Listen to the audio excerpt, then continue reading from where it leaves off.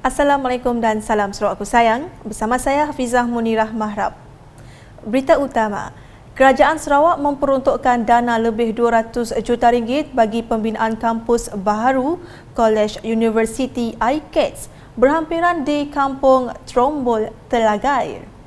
Premier Sarawak Datuk Patinggi Tan Sri Dr. Abang Abdul Rahman Zohari Tun Datuk Abang Peng memberitahu pembinaan kampus baharu tersebut akan dilaksanakan bermula tahun depan. Menurutnya, pembinaan kampus baharu berkenaan bermatlamatkan untuk menawarkan lebih banyak peluang pendidikan kepada rakyat Sarawak tanpa mengira kaum. Kita akan buat kampus baru di Trombol.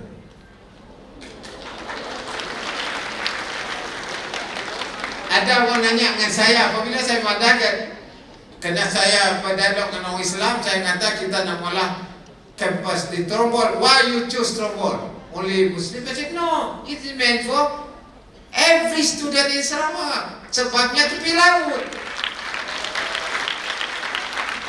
Nah, student kita pun mau enjoy sikit dengan angin laut. Kalau kita belajar dia become dull. Beliau berkata demikian semasa program Randau Belia Islam sempena Perhimpunan Belia Islam Sarawak di Dewan Kompleks Islam Kuching pada Jumaat. Menjelas lanjut, Datuk Patinggi Tan Sri Abang Zohari berkata kos pembinaan kampus baru itu ditanggung sepenuhnya oleh Kerajaan Sarawak yang memiliki pendapatan sendiri untuk membangunkan negeri ini. Semenjak saya jadi pimpinan kita 4 tahun, pendapatan Sarawak telah bertambah 1 ganda. The highest was 6 billion. The highest dalam kerjaya saya 40 tahun. The highest 6 billion. Hari itu 10 billion. Tahun tu lebih lagi. Ya, saya berani nak mulai universiti baru di Kampung Trombol kena duit dah. Dalam perkara itu, Premier Sarawak memberitahu Kerajaan Sarawak mempertimbangkan untuk mengkaji semula allowance yang diberikan kepada guru kelas agama dan fardu ain kafah di negeri ini.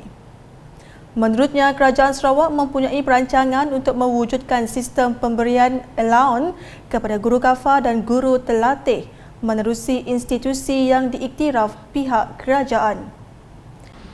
Mungkin esok kita ada sistem kita pun untuk memberikan allowance kepada guru kafah, guru yang terlatih dan di atas institusi yang diiktiraf oleh kerajaan. Jadi kita mungkin ada sistem yang baru. Jadi itu termasuklah guru kafah. Sebab saya minta nanya tadi doa je lah.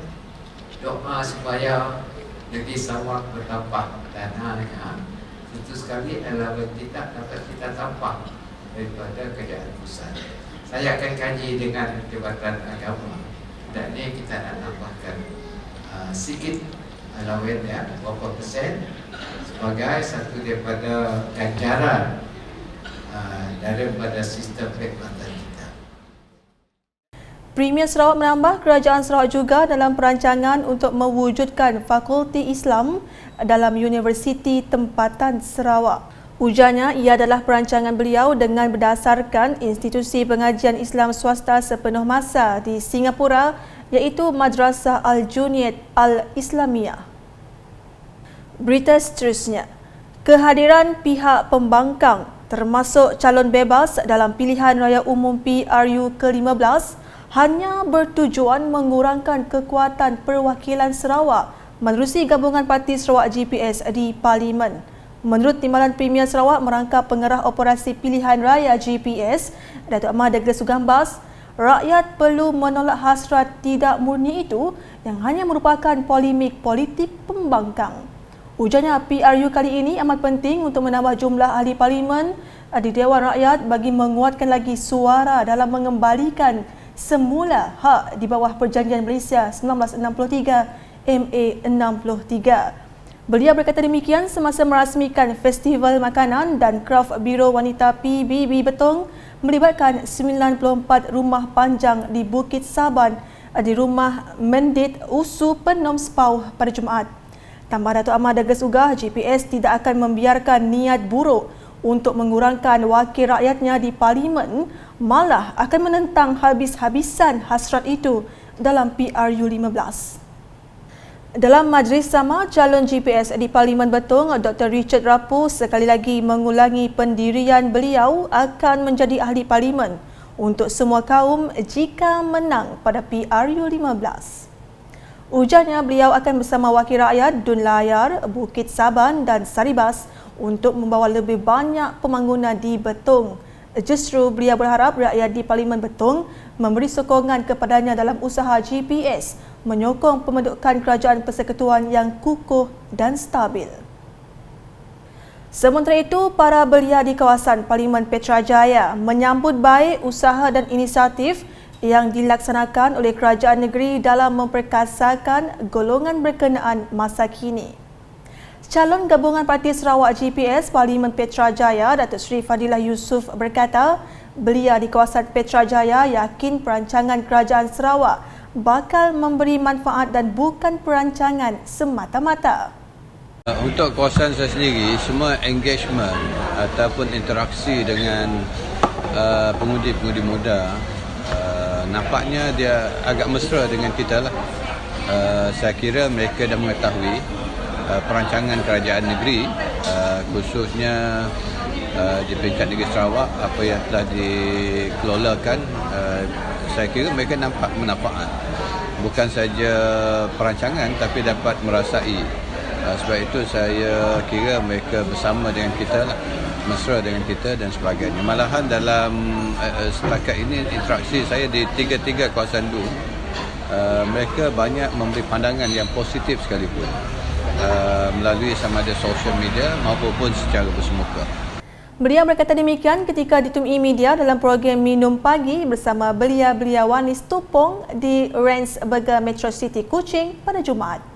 Jelas Datuk Seri Fadilah lagi, beliau turut memfokuskan dalam pembangunan infra agar perhubungan di antara daerah-daerah di negeri ini dapat dipertingkatkan. Kita mengharapkan bukan saja mereka akan bersama dengan kerajaan untuk menyahut apa perancangan kerajaan ini, tapi pada masa yang sama kita kena kekalkan segala nilai dan norma Sarawak itu sendiri.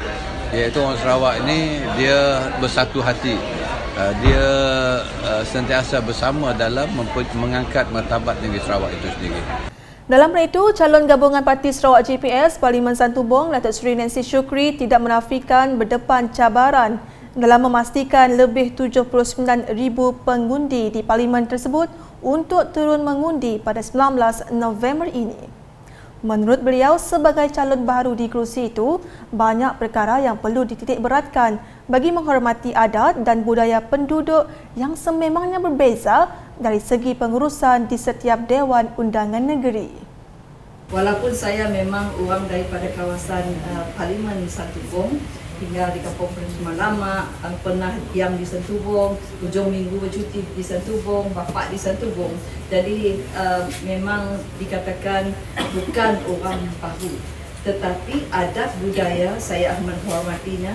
Satu tempat dun tu lain budayanya. Semuanya berbeza dari segi pengurusannya. Maka sebab dia saya madah dengan semua adun kita. Bila ada perjumpaan, saya serahkan kepada kita. Kami ikut sebagai pengantin saja. Kerana kita sebagai orang baru perlu mematuhi cara-cara orang di kampung masing-masing. Kita perlu mencari jalan untuk memanggil mana yang si pernah turun mengundi sebelum dia, sebab ada si berdaftar mengundi. Jadi tetapi itu oleh kerana otomatik mereka terpaksa pergi mengundi. Punya si turun, kita terpaksa cari sana. Jadi itu menjadi cabaran kita bersama. Saya harap kita dapat mengatasinya dalam masa yang begitu singkat sekali untuk kita berkempen. Beliau berucap demikian sempena lawatannya ke Kampung Sejingkat pada Khamis. Mengulas lanjut, jelas Datuk Seri Nancy lagi, pentingnya setiap undian adalah untuk memastikan bilangan dan peratusan pengundi di setiap kawasan tidak kurang berbanding sebelum sehingga memberi kesan kepada parti. Bila orang si datang mengundi, ianya akan memberi kesan kepada keputusan dari segi bilangan pengundi, peratusan orang undi. Sebab kita perlu pastikan orang turun mengundi. Kita semua orang mengatakan kami isi orangnya memang mesti menang. Kita sih boleh dengan macamnya. Kita perlu merayu agar setidaknya turun mengundi. Sebab mesti turun akan beri kesan kepada kita. Selain melawat kawasan, Datuk Seri Nancy turut meluangkan masa menyantuni penduduk kampung tersebut sambil mengambil maklum mengenai jumlah majoriti kaum, warga emas, orang kurang upaya OKU, pesakit kronik, projek baik pulih dan beberapa perancangan di kampung tersebut. Hadir sama ialah bekas Ahli Parlimen Santubong Datuk Seri Wan Junaidi Tuanku Jaafar dan Adun Demak Laut Dr. Hazlan Abang Hipni. Laporan berikutnya, pembinaan jambatan sejingkat yang akan menghubungkan bahagian Samarahan dan Kuching dijangka siap dalam masa 2 tahun. Timbalan Menteri Tenaga dan Kelestarian Alam Sekitar Sarawak Dr. Hazlan Abang Hipni berkata, pembinaan jambatan tersebut kini sedang dilaksanakan dan berada pada tahap 20%. Jambatan yang seterusnya adalah jambatan sejingkat yang akan menjadi game changer untuk Kuching, seluruh Kuching, di mana penduduk di Kuching dan Petrajaya lebih mudah lagi pergi ke Samarahan dan juga penduduk Samarahan pun lebih mudah lagi datang ke Petrajaya dan Kuching. Dan ini akan mengubah landscape sosioekonomi di kedua-dua belah bahagian Kuching tersebut. Ya, masalah traffic jam akan selesai sebab ada jalan baru daripada Samarahan pergi ke Tanjung Bakor dan terus melalui jambatan sejingkat. Sebab ini merupakan masalah besar, masalah trafik di Samarahan dan juga Kuching ke Samarahan. So dengan adanya jambatan sejingkat ini akan dapat menyelesaikan masalah trafik. Beliau berkata demikian ketika ditemui semasa melakukan walkabout di Kampung Senari pada Khamis bersama Datuk Seri Nancy. Ahli Dewan Undangan Negeri Adun Demak Laut itu menambah, jambatan sejingkat adalah antara projek mega atau projek berimpak tinggi yang akan menjadi game changer untuk seluruh Kuching. Beralih ke paparan selanjutnya, calon gabungan Parti Sarawak GPS Parlimen Batang Sadong Rodiah Sapii merangka misi khas untuk membawa pembangunan di kawasan berkenaan jika diberi mandat dalam pilihan raya umum ke-15 PRU15. Beliau yang merupakan calon muka baru yang ditampilkan GPS memberitahu sokongan masyarakat setempat terhadapnya sebagai calon baru di kawasan Parlimen Batang Sadong sangat memuaskan. Saya selaku calon baru, orang baru, terharu dengan sambutan sokongan beribu-ribu daripada beberapa orang penyokong daripada 3 adun kawasan iaitu Sadong Jaya, Singinjan dan Gedung. Semasa kempen berlangsung, sambutan daripada penyokong amatlah menggalakkan. Beliau berkata demikian ketika ditemui media pada Khamis. Menurutnya, beliau terus menyantuni penduduk di kawasan Sadong Jaya, Simunjan dan Gedung bagi bertemu dengan pengundi dengan lebih dekat.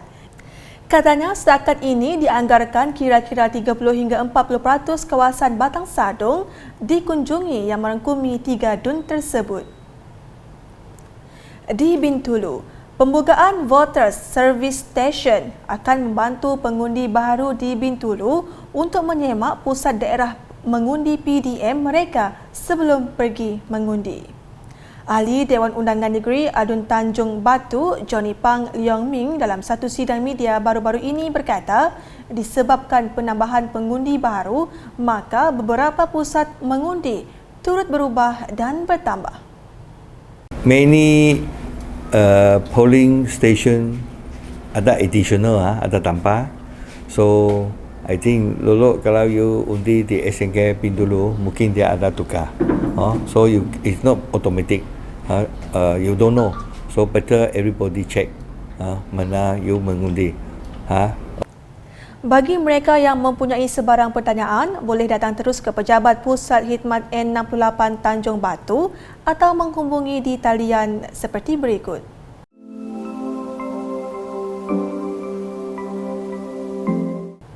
Sekian edisi malam bersama saya Hafizah Munirah. Berita lebih lanjut boleh didapati di semua platform media sosial UKAS termasuk portal ukas.sarawak.gov.my dan UKAS Channel di YouTube. #menyebar fakta, salam UKAS.